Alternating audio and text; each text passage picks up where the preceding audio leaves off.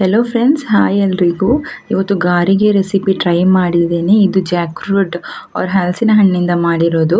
ಹಲಸಿನ ಹಣ್ಣಿಂದ ನಾವು ವೆರೈಟಿ ಆಗಿ ರೆಸಿಪಿ ಟ್ರೈ ಮಾಡ್ಬೋದು. ನಾನು ಆಲ್ರೆಡಿ ಹಲಸಿನ ಗಟ್ಟಿ ಅಪ್ಲೋಡ್ ಮಾಡಿದ್ದೇನೆ, ಪ್ಲೀಸ್ ನೋಡಿ. ಚಾನಲ್ ಹೊಸದಾಗಿ ನೋಡೋರು ಪ್ಲೀಸ್ ಚಾನಲ್ ಸಬ್ಸ್ಕ್ರೈಬ್ ಮಾಡಿ, ಹಾಗೆ ಲೈಕ್ ಮಾಡಿ, ರೆಸಿಪಿ ಶೇರ್ ಮಾಡಿ.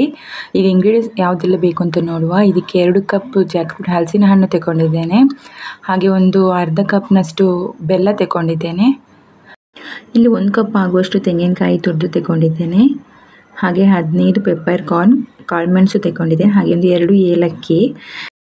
ಇಲ್ಲಿ ನಾನು 1 ಗ್ಲಾಸ್ನಲ್ಲಿ ವೈಟ್ ರೈಸ್ ತಗೊಂಡಿದ್ದೇನೆ, ಬೆಳ್ತಿಗೆ ಅಕ್ಕಿ. ಇದನ್ನು ಚೆನ್ನಾಗಿ ತೊಳಿಬೇಕು. ಆಮೇಲೆ ನಾನೊಂದು 2 ರಿಂದ 3 ಗಂಟೆ ಇದನ್ನು ನೀರಲ್ಲಿ ಹಾಕಿ ನೆನೆಸಿಟ್ಟಿದ್ದೇನೆ. ನೋಡಿ ಈಗ ಮಿಕ್ಸರ್ ಜಾರಿಗೆ ಅಕ್ಕಿ, ಹಲಸಿನ ಹಣ್ಣು, ಬೆಲ್ಲ, ತೆಂಗಿನಕಾಯಿ ತುರಿ, ಪೆಪ್ಪರ್ ಕಾರ್ನ್, ಏಲಕ್ಕಿ ಇಷ್ಟನ್ನು 2 ಬ್ಯಾಚ್ನಲ್ಲಿ ಮಾಡಿ ಗ್ರೈಂಡ್ ಮಾಡಬೇಕು. ಯಾಕಂದರೆ ಒಂದರಲ್ಲಿ ಆಗಲ್ಲ ಅಲ್ವಾ. ಸೊ ನೀವು 2 ಬ್ಯಾಚ್ ಮಾಡಿ ಗ್ರೈಂಡ್ ಮಾಡಬೇಕು. ನೀರು ಹಾಕಬಾರ್ದು ಇದಕ್ಕೆ, ಯಾಕಂದರೆ ಹಲಸಿನ ಹಣ್ಣು ಹಾಕಿರುವಾಗ ಅದುವೇ ಇದಾಗುತ್ತೆ, ನೀರು ಬೇಕು ಅಂತಲೇ ಇಲ್ಲ. ಸೊ ನೀರು ಹಾಕಿದರೆ ನಮಗೆ ಗಾರಿಗೆ ಮಾಡಲಿಕ್ಕೆ ಆಗಲ್ಲ, ಹೊಡಿ ಆಗುತ್ತೆ. ಈ ಕನ್ಸಿಸ್ಟೆನ್ಸಿಯಲ್ಲಿ ಇರಬೇಕು. ನೋಡಿ ಇಲ್ಲಿ ಗ್ರೈಂಡ್ ಆಗಿದೆ. ಈ ಕನ್ಸಿಸ್ಟೆನ್ಸಿಯಲ್ಲಿ ಕೂಡ ಓಕೆ, ಅಥವಾ ಇದಕ್ಕಿಂತ ದಪ್ಪ ಅಂದರೆ ಅಕ್ಕಿ ಸ್ವಲ್ಪ ಹಾಕಿದರೆ ಸ್ವಲ್ಪ ದಪ್ಪ ಬರುತ್ತೆ, ಆ ಕನ್ಸಿಸ್ಟೆನ್ಸಿ. ತುಂಬ ತೆಳುವಾಗಬಾರ್ದು. ನೋಡಿ ಈಗ 1 ಬ್ಯಾಚ್ ರೆಡಿ ಆಗಿದೆ. ಇನ್ನೊಂದು ಉಳಿದ ಎಲ್ಲ ಇಂಗ್ರೀಡಿಯೆಂಟ್ಸ್ ಹಾಕಿ ನಾವು ಗ್ರೈಂಡ್ ಮಾಡಬೇಕು ವಿದೌಟ್ ವಾಟರ್. ನೀರು ಹಾಕಬಾರ್ದು. ಅಕ್ಕಿ, ಬೆಲ್ಲ, ತೆಂಗಿನ ತುರಿ, ಹಲಸಿನ ಹಣ್ಣು, ಹಾಗೆ ಕಾಳುಮೆಣಸು.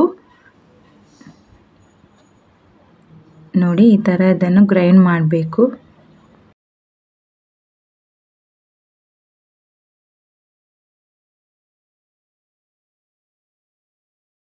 ನೋಡಿ ಈಗ ಎಲ್ಲ ಗ್ರೈಂಡ್ ಆಗಿದೆ. ಅದನ್ನು ಮಿಕ್ಸ್ ಮಾಡಿ ಇದಕ್ಕೆ ರುಚಿಗೆ ತಕ್ಕಷ್ಟು ಉಪ್ಪು ಹಾಕಿ ಮಿಕ್ಸ್ ಮಾಡಬೇಕು.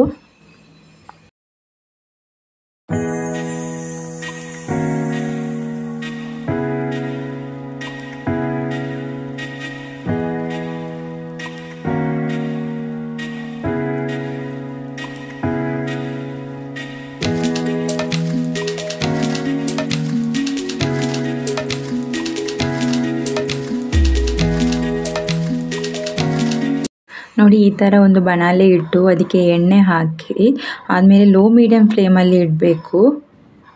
ಅಂದರೆ ಎಣ್ಣೆ ಒಳ್ಳೆ ಕಾದ ನಂತರ ನೀವು ಲೋ ಮೀಡಿಯಮ್ ಫ್ಲೇಮಲ್ಲಿ ಇಡಿ. ಯಾಕಂದರೆ ಎಣ್ಣೆ ಕಾದಿಲ್ಲದಿದ್ದರೆ ಅದು ಗಾರಿಗೆ ಆಗಲ್ಲ, ಹುಡಿ ಆಗುತ್ತೆ. ಹಾಗಾಗಿ ಎಣ್ಣೆ ಕಾದ ನಂತರ ಲೋ ಮೀಡಿಯಮ್ ಫ್ಲೇಮಲ್ಲಿ ಇಟ್ಟು ಫ್ರೈ ಮಾಡಿ. ಇದು ಒಳ್ಳೆ ಬ್ರೌನ್ ಕಲರ್ ಬರುವ ತನಕ ನೀವು ಫ್ರೈ ಮಾಡ್ತಾ ಇರಬೇಕು.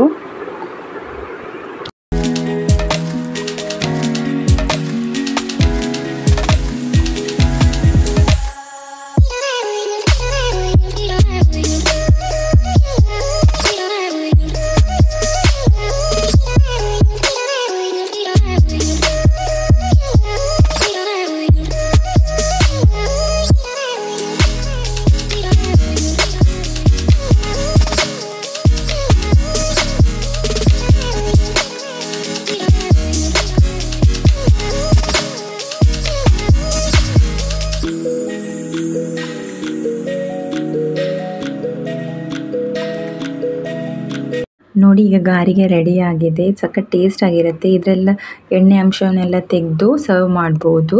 ಸಂಜೆ ಟೈಮಲ್ಲೆಲ್ಲ ಮಾಡಿದರೆ ತುಂಬಾ ಟೇಸ್ಟ್ ಆಗಿರುತ್ತೆ.